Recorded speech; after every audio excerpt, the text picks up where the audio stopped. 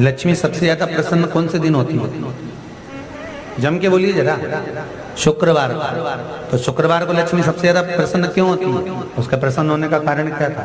लक्ष्मी जी के दो भाई थे, दोनों की शादी नहीं हो रही थी, दाता और विधाता, दोनों का विवाह नहीं हो रहा।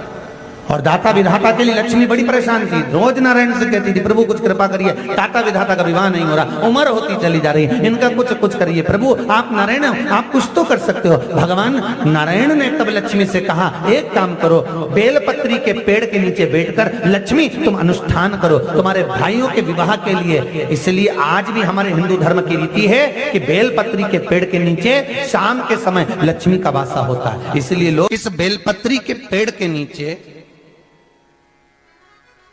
तुम्हारा रात्रि को शाम को 6 बजे से लेकर रात्रि को 8 बजे तक तुम्हारा निवास होगा।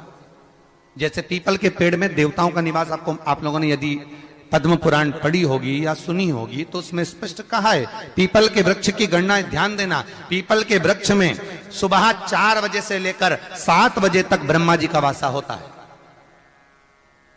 पीपल के वृक्ष में सुबह 7 बजे तक ब्रह्मा जी का वासा, 7 बजे से लेकर 10:30 बजे तक पीपल के वृक्ष में भगवान विष्णु का वासा होता है।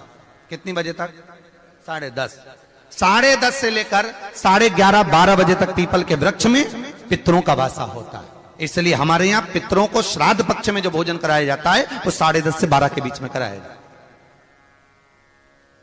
12 बजे के बाद पीपल के वृक्ष में दोपहर के 1:30 बजे तक आहूतों का वासा रहता है। आहूत कौन? जो गर्भ में शांत हो गए, जो कुंवारी अवस्था में शांत हो गए, जो जन्म लेने के बाद उनका विवाह नहीं हुआ और शांत हो गए, उन आहूतों का वासा उस पीपल के वृक्ष में दोपहर में 1:30 बजे तक रहता है।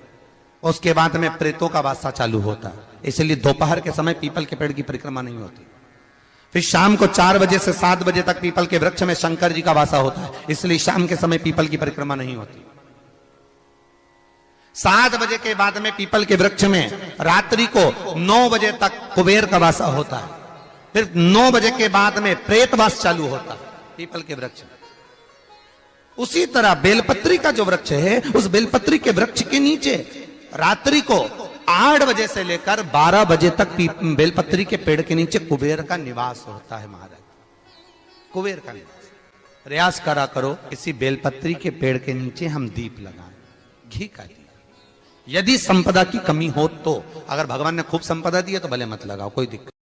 महामृत्युंजय मंत्र का यदि आप जाप करते हो और आपको मालूम पड़ गया कि शरीर में मुझे ये रोग हो गया है, मुझे शुगर हो गया है, मुझे बीपी हो गया है, मेरा ब्लड प्रेशर ऊंचा नीचा रह रहा है, कोई भयंकर रोग, मेरे रिश्तेदार को कोई कैंसर जैसा रोग हो गया, किसी को कोई थायराइड हो गया, किसी को कोई किडनी और लीवर में सूजन हो गई, किसी को कहीं किडनी और लीवर में तकलीफ हो गई, तो शिव महापुराण की कथा कहती है, नवग्रह शिव महापुराण की कथा कहती है कि बेलपत्री के वृक्ष के नीचे महामृत्युंजय मंत्र का जाप जो शुक्रवार की शुक्रवार घी का दिया लगा कर करता है, उसके रोग बाबा देवाधिदेव महादेव समाप्त करते चले जाते हैं। ये संजीवनी मंत्र शुक्रवार के दिन भगवान शंकर को शुक्र को दिया था, इसलिए उसकी प्रधानता।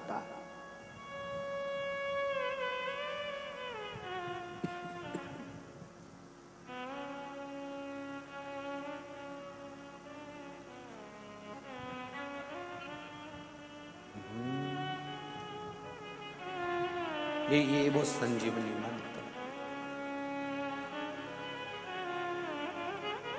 शुक्रवार के दिन बेलपत्री के वृक्ष के नीचे बैठकर घृत का दिया लगाकर शरीर में जो रोग है उसका स्मरण कर कर शंकर जी से विनय कर कर, हे भोलेनाथ, आपने शुक्र देवता को संजीवनी मंत्र दिया है, तो क्या आप मेरे को वो मंत्र प्रदान नहीं करोगे? मेरे रोग, मेरी बीमारी, मेरे दुख को आप नहीं हरोगे? शिव से कहो, ये शरीर आपने दिया है और भजन करने के लिए दिया है, स्मरण करने के लिए दिया है, कीर्तन करने के लिए दिया है, तो संभालोगे भी आप। और बेलपत्री की ओर मुख कर कर घी का दिया लगाकर महामृत्युंजय मंत्र का स्मरण कर लेने पर धीरे धीरे धीरे धीरे धीरे धीरे वो रोग समाप्ति की ओर आता चले जाता है।